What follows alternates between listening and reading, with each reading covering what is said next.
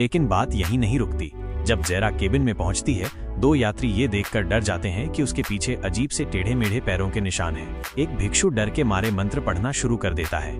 Flight एक तूफानी बादल में प्रवेश करती है और झटके लगते हैं। कार्गो में बंद अवे ऑक्सीजन की कमी से बेहाल हो जाता है। उसे महसूस होता है कि विमान की हालत अचानक खस्ताहाल हो गई है। उसे भूतों की झलक दिखती है।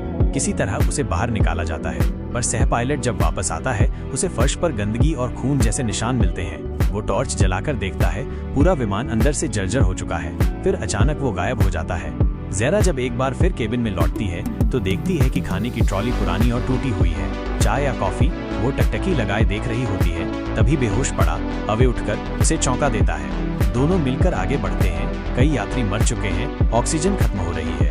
अवे ऑक्सीजन मास्क लगाता है और बेहोश हो जाता है। ज़ेरा जब लौटती है तो फिर वही पुरानी ट्रॉली धीरे धीरे आगे बढ़ रही होती है। फिर एक लड़की पागलों जैसी चीखने लगती है, मुम्मू, तूने हमारे घर वालों को मारा, अब तू मरेगी।